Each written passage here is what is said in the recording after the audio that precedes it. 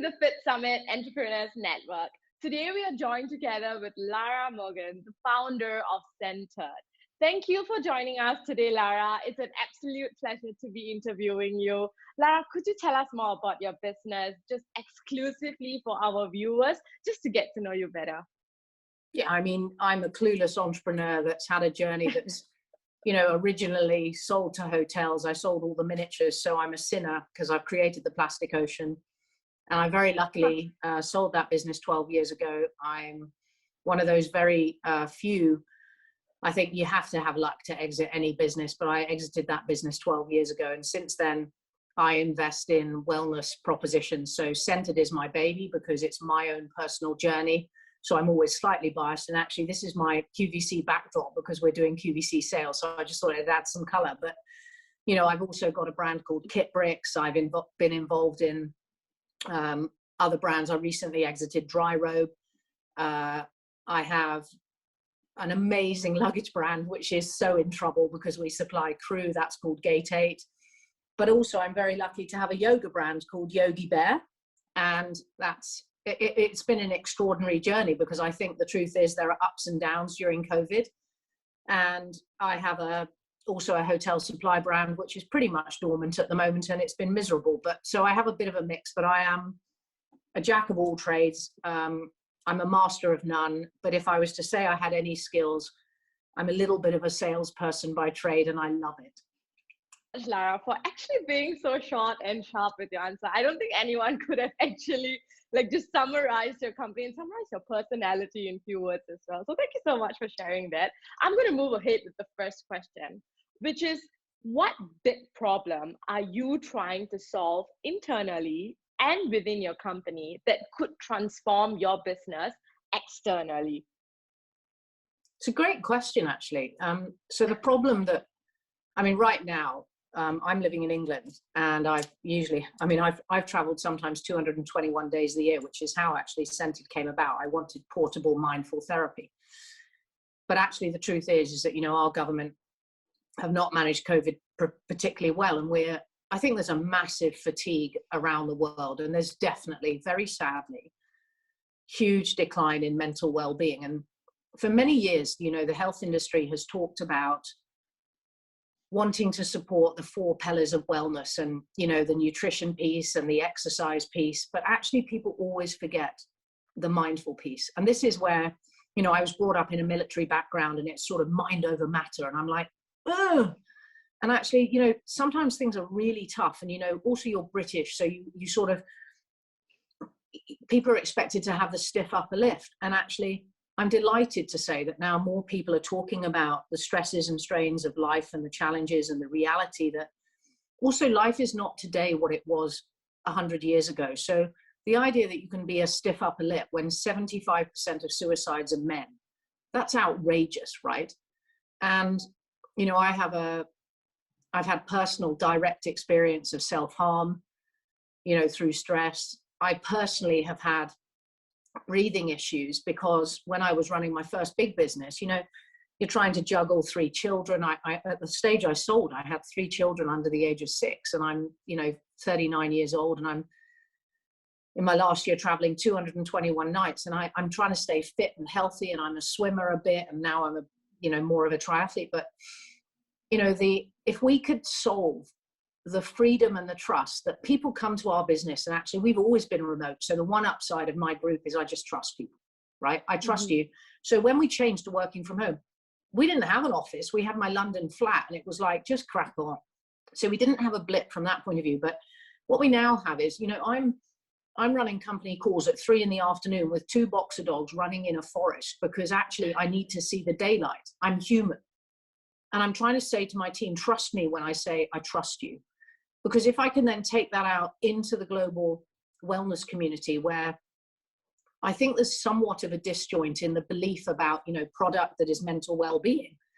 And my people have to practice what we preach, and it's, sometimes the health and wellness industry is a bit hypocritical about its determination. And one of the things that absolutely drives me nuts, and this is a problem that, again, when we're offering SCENTERED, which is very relevant to your question, you know, the dishonesty of the way gyms behave regarding retention and the silent customer base that stop turning up, but they just keep paying.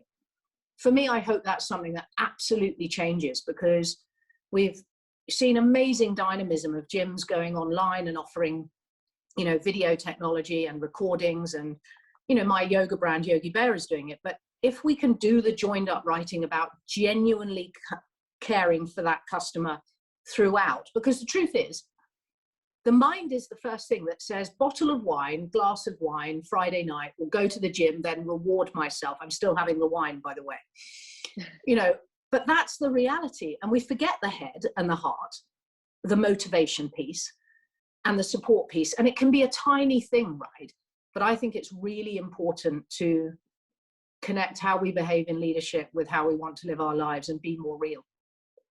Thank you so much, Lara, for sharing, like, you know, what's going on with your business and how you have been handling it. I loved your response, and I'm sure our viewers will resonate a lot with you as well. Let's move on to our next question. Risk versus reward. How do you balance your mindset around risk, opportunity, and investment? So I started my first business when I was 23. I had no degree, no business qualifications, which will probably please your entire audience because I'm the idiot in the room. And actually since then I've been lifetime learning, which I absolutely love. So I've had the privilege of, you know, going to Cranfield and Stanford. And the answer is, I don't see risk, right? I see a calculation that says, I want to progress.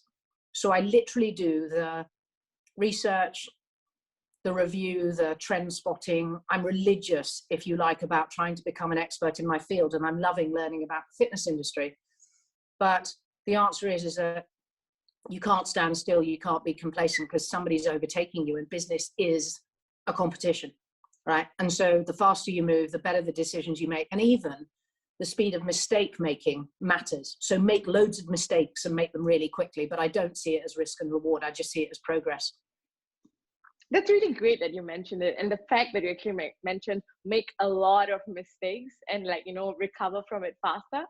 Earlier I was interviewing another entrepreneur, and he said exactly the same thing. So that's kind of common between you guys, actually. Moving on to the third question. What does the next 12 to 24 months look like for you and your company? What key milestones lie ahead for Centered? Actually, I'd rather answer the question with regards to my investment group, because I think there are going to be some really interesting opportunities. Sure. I mean, I think the near term, if we're really honest and we haven't got the message, unless brands go to gym and fitness and wellness environments with a nil increased cost proposition, nobody's going to take them seriously. But what I also think is there's going to be a huge uplift in the competition for the customer coming back to the external environment. So our focus is around supporting retention, supporting client engagement, membership growth through product sales, through product enhancement. And actually, let's be really clear, the gyms need to be savvy, the studios need to be more aware. You know, if you're using a world-class yoga mat, like a Yogi Bear, which is reputed for best grip, you should be selling that yoga mat, and you should be looking after the hygiene thing. And so we've got gyms like David Lloyd in Great Britain who will do a checkout, you book your studio, and it says bring your yoga mat, because at the moment when they get open again, you still have to bring. And I think the hygiene piece is going to be an overhang in the next 18 to 24 months. I also hope it will go away, because I think there's a reality check too. But I think more we support each other with real revenue streams and enterprise and innovation, but, you know, competing and supporting the customer and understanding there has to be upside. Brands like mine, which are really a direct to consumer online play, we want awareness. So we've made these miniature sample sizes because we know that people want to test and trial, and I will lose my shirt doing stuff like this, because then my customer goes online and buys, and we need that honest conversation with our consumer. Thank you so much, Lara, for sharing it. I think I love how you actually mentioned about the reality check, and, you know, how we all have to progress towards a new normal, because things are not going to go back to the usual, like how it was. So thank you. You know, one of the last few questions is, if you could start all over again, what would you do differently in building and growing a business? Wow, you saw the intake of breath, I guess. I mean, I laugh or I smile, I suppose, when you say when I could start all over again.